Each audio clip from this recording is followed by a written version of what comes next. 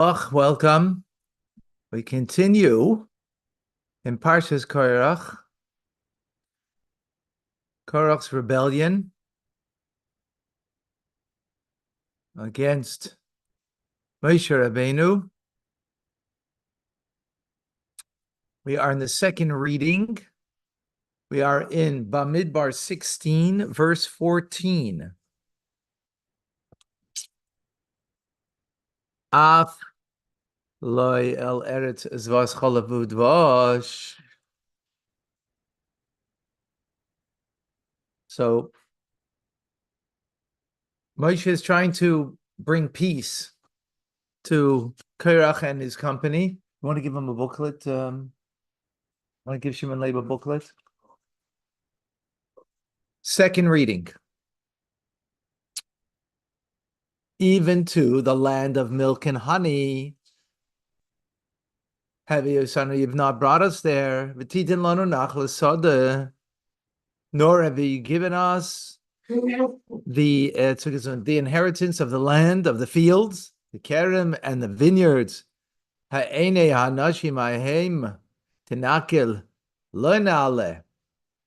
Even if you gouge out the eyes of these men, we will not go up. Right, Moshe is trying to discourage them from their way. He knows what their end is. And he's trying to create peace. But they're not having too much of that. Batitin lanu, nor did you give us, literally, and you gave us. Hadavar musaval aloi. The no in here is ha'amar lamaila, which is stated above, kalaimer, as if to say, lo yavi sanu, that you've not brought us to the land of flowing of milk and honey. Because if you look at the verse itself, doesn't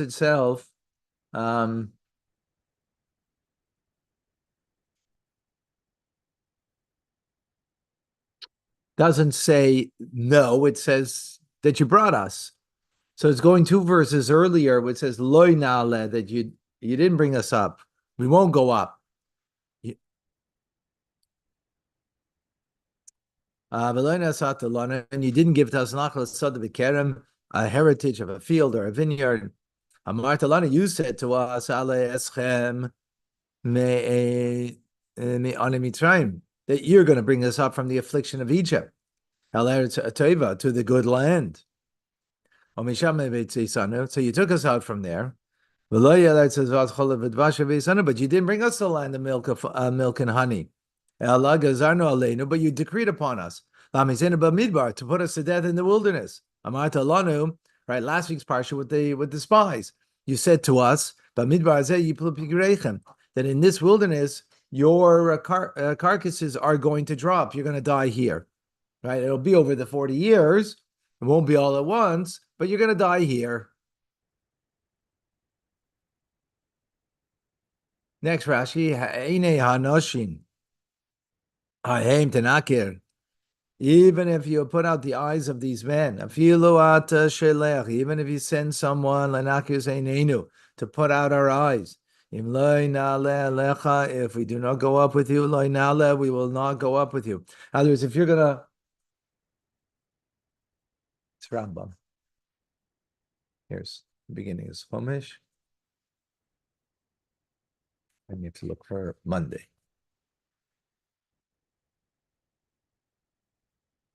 Yeah. Okay, we're just finishing off the. Hey, Shimon, you have it there, the book?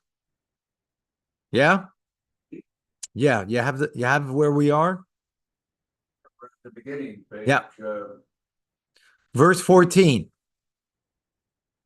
Verse 14. So we're in verse 14. Now we're in the third Rashi. Ha'anashim ahem, those men. They spoke ka'adam, like a person, ha'telik loloso, who hangs his curse b'chavera upon his fellow.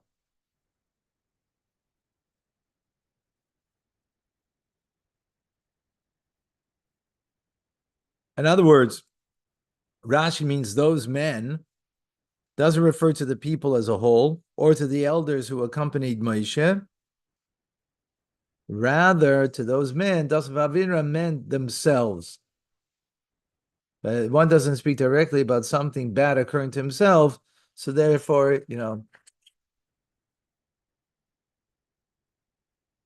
what's a Hanashi Mahim Tanaka? Now there's those men. If you're going to take out their eyes, they're still not going to go up. Now this is speaking about themselves, but you're not going to speak about yourselves about something negative. So therefore, you say those men. Huh? Yeah. Right. Exactly. Verse 15. Vayichar Moshe Ma'od. Vayichar, angered. So up refers to where? Up refers to Up? What do you you mean? said they're not gonna go up. Up Go- refers to go up to. To you, to Moshe, to deal with him. Even if you're gonna take out our eyes.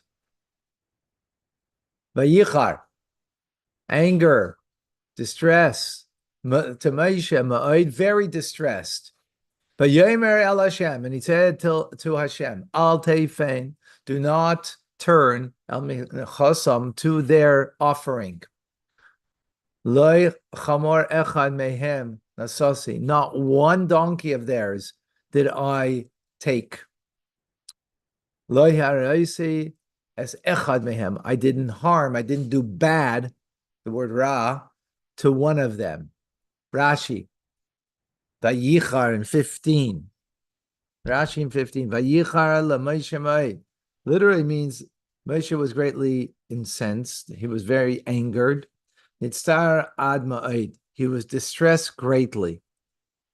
So Rashi is learning, not that he was angry, but he was distressed rather than anger. Usually this word is anger. That's how I translated it, but Rashi says differently.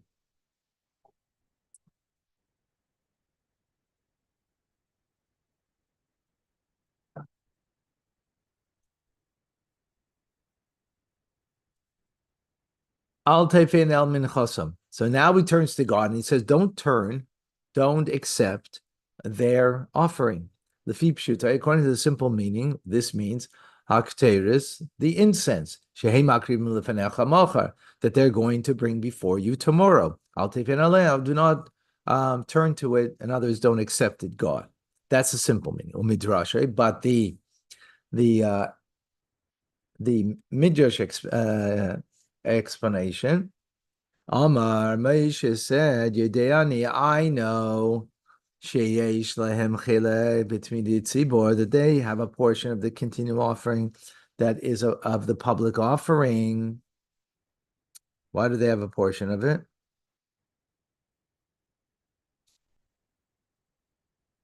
How come they have a portion? Because public offerings, everybody has a portion. Every Jew has a portion. When they give the half a shekel, right? They have a buy-in to every public offering, right? So av chelkam, even their portion that's being offered, lo yikabel lefanecha, should not be accepted before you, lerotzin, as a goodwill. Tanichenu ha'esh, that the fire of the altar leave it over. Lo yisechlenu, we should not consume it. Psh. So this is not the literal translation, right? But why does Rashi bring this? Is a good question. Why doesn't he just leave this simple explanation? Is their offering that they're going to give tomorrow? Why would Rashi bring this second explanation? You follow my question? You have the simple meaning. Why does Rashi have to give the? Because my understanding would be is because nowhere is it called a mincha. It was Rashi yesterday when we learned. Anybody here? Anybody following? Right? Yesterday when we learned, it wasn't called a mincha. Right? It was called keteris. It was called incense. Right? It wasn't called a mincha. It's called the mincha. Look at we just read that in the verse. Right?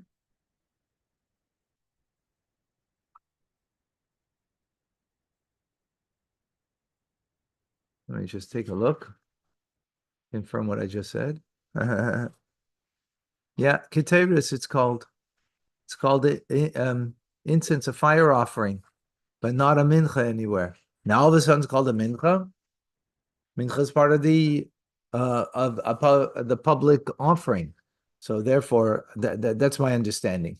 That Rashi gives a second explanation that it's not referring to the incense, but it's referring to even that portion that they have, which is a portion that every Jew has in the communal offerings, that should not be accepted from them. Next Rashi, not a single donkey of theirs did I take. What does that mean? I didn't take one of their donkeys. Even when I went from Midian to Egypt, and I took my wife and my children and rode them al chamor on a donkey. It was mine. To take that donkey, that which was of theirs. In other words, he had the right, as God saying that you are going to lead the Jews out of Egypt. So he had the right to take of their property. He's a king. King has a right to take of anybody's property. So he had the right to do that. But he didn't. That's the point he's making. What do you mean he didn't take? Well, where would he take? Why would he take? He has the right to take it because as a king, which he has that designation, which we learned yesterday, right? That's what he was complaining. You took the kingship and you gave the Kohen Gadol to your brother Arai, right? So he had the right to do that, but he didn't do it. The Targum uncle is Shachris, and others like, well, what's the verse coming saying? What? He's not a thief. He didn't take. Well, like, shkayach. What? Moshe Rabbeinu didn't, like, what's he saying? So Rashi's saying, no. He had the right to take from them. But he didn't, nonetheless. Uncle is renders the word nasasi, shachris, pressed into service. Lashon Arami, which is an Aramaic term, kach nikres angaria shel melech shichvar. This is a levy that the king calls shichvar. In other words, the king puts a levy on the people. Moshe could have put a levy on the people and taken from them, but he never did that. Yeah, is that clear? Okay. 16.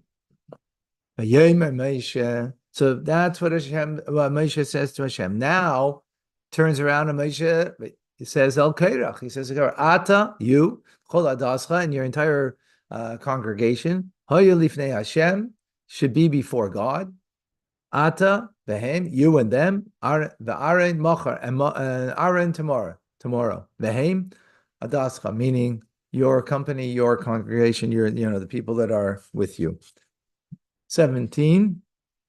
Ukhu eish, and each person shall take machtasoi, his censer, his pan, and asata aleihim kiteris, and he shall place upon it incense, v'yikraftim lifnei Hashem, and bring it close to God, present it before God.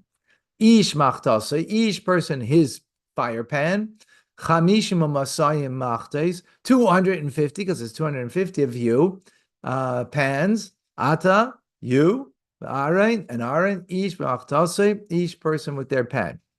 Vikrafta ish machtasei, chamishim masayim ish shebachem, the 250 among you. Okay, I know what Rashi's saying there. The verse kind of said it. Okay. 18. V'yikchu ish, and each person shall take machtasei, his fire pan, v'yitnu aleim eish, and shall place upon it fire. And then he shall place upon that fire the incense. V'yamdu pesach ayel moed, and they should stand. Yamdu, like Yamoid Shimon Lei ben Yaakov Eliyahu, right? All right. Yamdu, and they should stand Pesach at the entrance ayel moed of the tent of meeting. Moshe Aaron, and Moshe and Aaron. It's interesting. Now we added Moshe. with Moshe and Aaron, because before he just said Aaron, right? But I guess Moshe is going to stand there, but he's not taking a fire pan. He's not taking a pan with fire and incense. That's how I understand it. Last verse for today. Yakel Aleihim Korach, and Korach in the assembly gathered. It's called Ada El Peso El, and all of his congregation, all of his people, to the entrance of the tent of meeting. And Hashem will show his glory. El Kol Ha'eda, before the entire congregation, in front of all the Jewish people. Rashi in 19, Yakel Alehem Korach, and Korach, he gathered the entire assembly against them, B'divrei Leitzanus, with words of mockery.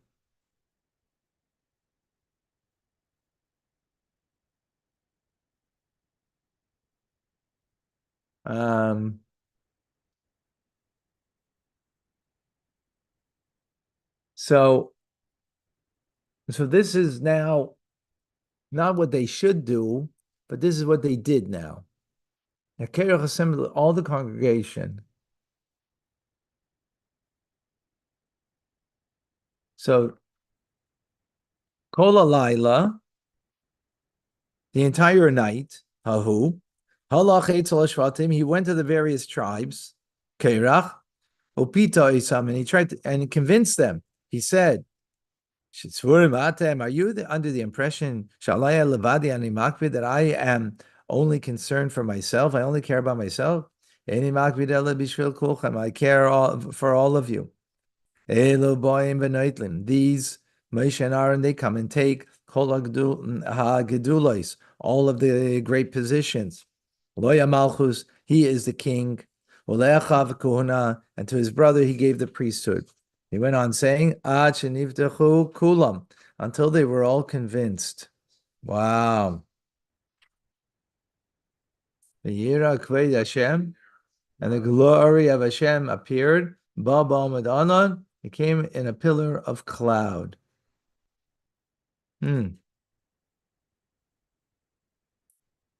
So we've just a note over here. It says there's 4 places where it says, and the glory of God appears, and that's after the people complain.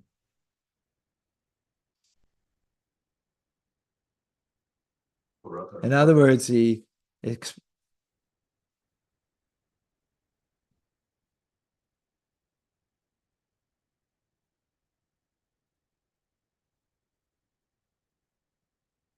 which some of the commentators want to say that is showing that God is upset. Sorry, you were saying? So the Korach used that they were complaining to build this, this hype. To build this hype, that against Moshe and Aaron. So he was using that as a pretext. Say that again. What was the people were already complaining? You mean in the past? Yeah. So right. He used that as a pretext to whip up animosity against Aaron and Moshe.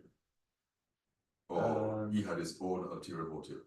Well, he had his own ulterior motives, that's for sure. He's saying not, but that's not the case, right?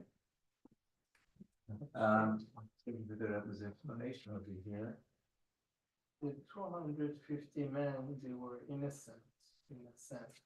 It was Korach that was the instigator. Right, because it says here, Korach had all the, he went to the community. The commentary in the Chumash, in one of the Chumash that I was reading recently mentioned that Moshe passed by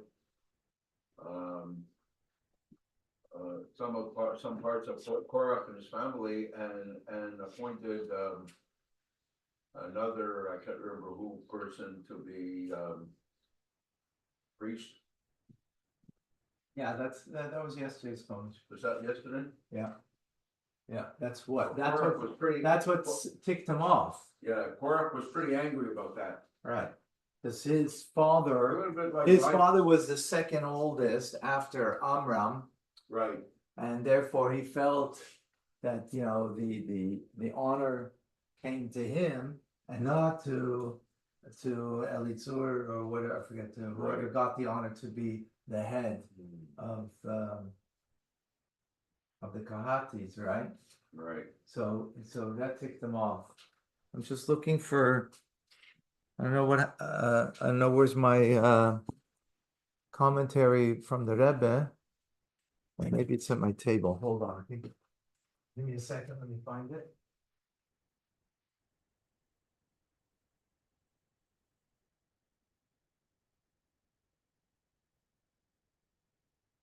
For persuasion.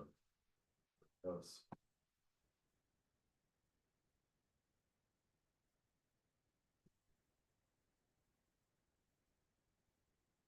I remember you were saying that the men were all innocent, the 250. Yeah, they were manipulated by Korach. And, So this one was able to mhm. instigate all of this. And because these obviously have, You know, they were not, did you hear Biden's, so don't you think that they had some speech sort of, in North they Carolina? felt as though they had some sort of a gain? After He made a Yeah, comment that's about same how way. he knows, he says he knows Well, right he from tried wrong. to And I know right from to wrong. gather It's a little bit like what's going on in here. who Where were you discontent. think I'm for because, myself, I'm not for like, myself. they are both from the tribe of Reuben. I'm to go Plattsburgh. Or you just know, one. I went yesterday, yeah, that's okay. Who were just what was the border like? Who Who were Going there? No, They were like people. maybe 25 minutes, who used to be- 25. something like that. And coming back? Maybe You know, when they had the structure. in Coming Egypt, back, yes, maybe 30 minutes. One 35 Egyptian. It's not so bad. Yeah. It was One bad. Egyptian. What did you they do had in 10 Plattsburgh? Jews. We went to a few places, my daughter Under wanted to 10 see. Jews, they had 10 shop Jews around. in each Jew. Okay, let's take a look. You went to the shopping mall? All right, sorry, folks. Oh. It was done in the hierarchy. Nice part. People were the heads of the hierarchy. They used to be all leader. Oh, We didn't go, no, they had nothing to do with the military. They were, struggling. Like a power and authority. Lost their power and authority. Oh, okay. Okay, They were- I'm sure you wanna buy out. They didn't have the idea of surviving because it was Korach who put everything. You're looking for the Rebbe's, yeah, I found it, commentary? Yeah, I found it. Okay, so remember we said that Moshe was V'yichar Moshe LaMoshe Moed, verse number 15. And Moshe was very distressed, Rashi says, and don't turn to their offering, simple meaning, right? That the incense that they are offering tomorrow, don't turn to it. So the commentators, including the Gorarye, several Gorarye's, the Maharal from Prague, the Maharal, they ask a question. Was it necessary that there should be a special request from Moshe that God shouldn't accept their offering? That the 250 are offering that, which is in a standing in a rebellion against Moshe, like obviously, right? What does Moshe have to ask this for? You follow? I mean, it's an obvious. Who appointed Moshe as the king?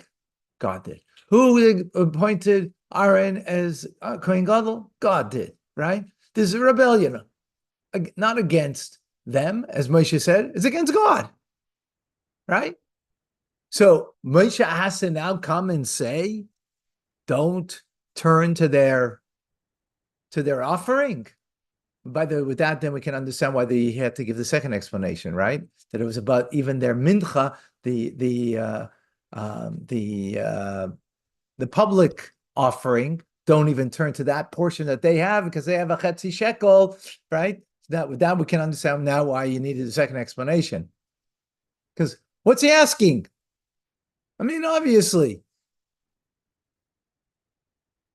So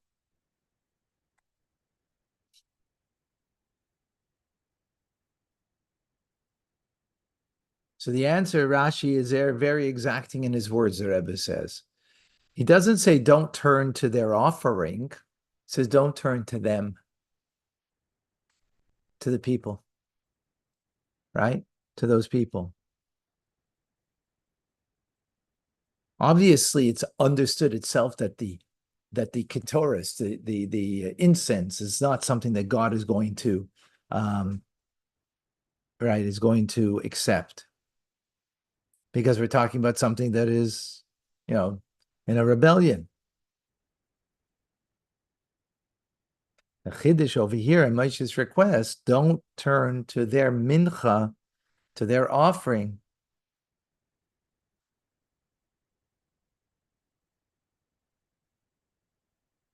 Don't turn at all to them, the people who are making the offering.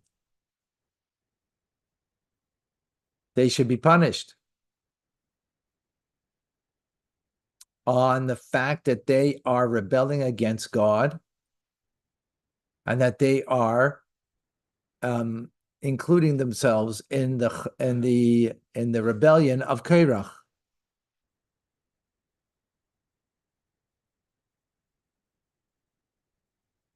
In other words, not because they're going to bring now an offering that is not an appropriate offering, right? Like Nadav and Avihu, they brought an offering that was not for them to bring, right? So they died.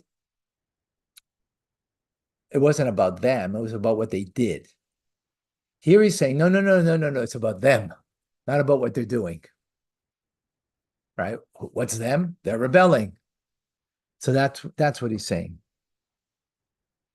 And that's what it means. Don't turn.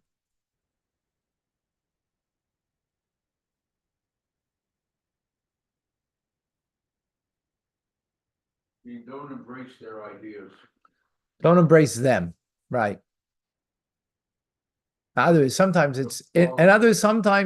sometimes, the result of something is because what you did, right? Like Nadav and Avihu, they brought something that was not fitting, right? And because they brought something that's not fitting, it's not their service to bring an offering, they died, right? But they were holy people. They were holy people. As Moshe said, I didn't know who God was going to sanctify himself with. I thought it was me or you when he spoke to Aaron. And I see that your sons are greater than us. God sanctified, right? And what they did was wrong, but they were holy, right? They were holy. All 250. No. Nadav and Avihu, Aaron's sons. We're comparing to Aaron's sons. What they did was wrong, but they themselves were holy. Their intent was right. The action was right. Here he's saying, no. Don't make it that their actions are wrong. No, they themselves don't turn to them because they are being motivated by rebellion, right? None of them of you were motivated by going against God. That's not what motivated them. On the contrary, they wanted to become close to God. They're being motivated in rebellion. So don't accept them. That's what it's coming to say. That's a chiddush. That's a novelty, because you might say, okay, God don't accept their offering, because when you look at the words themselves, that's what it sounds like. Don't accept their offering. No, obviously God's not going to accept their offering, right? But don't accept, and you might make a distinction. Don't accept their offering, and the result might be death, like another than Avihu. That was the result, right? but they themselves, like Moshe was always, like last week's parsha, right? He said, "Don't kill them all in the desert. Don't slaughter them in the desert, right? Because you're going to make a chil Hashem, because you'll make that the non-Jewish nations won't have faith and trust in you anymore, because they're going to say that you couldn't bring them into the land, right? So don't do that." In other words, he was saying, yes, there's a consequence here. You need tissue? There's a consequence, right, of the actions, but that doesn't mean that they're bad. I mean, they did something wrong. They lacked faith. That doesn't make them bad, though. Lacking faith, okay, you lacked faith. And because you lacked faith, you lost now the opportunity to continue the mission. Because to go into the land of Israel, you're going to need faith in God, because you're going to need open miracles there too in order to defeat the enemy. And if you're lacking in that faith 10 times already that you've tried me, right, as we learned last week, so it wasn't anything bad about them. Okay, you're human. You lacked faith. That's not what's happening here, though. Here's something unique. Here it's about a rebellion, not lacking in faith. Everything that the Jews did till now, it expressed itself as if they're rebelling against God, but that's not what it was. If there's no more chance to repent, it's directly to them. The action. Well, no, he's trying to get them to repent. Moshe is working very hard. Look, it's so much so that they responded. Even if you take out our eyes, we're not gonna do good. Saying that the spies and all these, the actions, you have the chance after to do it properly. The here is going directly to them. How are they going to be able to? No, after the spies, they didn't have a chance. After that, they're going to die in the desert. No, they don't have another. In general, They tried to do tshuva, right? Yeah. They tried to do tshuva. Oh, we're going to go up, God. We're going to. No, it's finished. There was a. Okay, we got to stop here. Okay, we have a big fabring this Shabbos. Lots to talk about with Korach.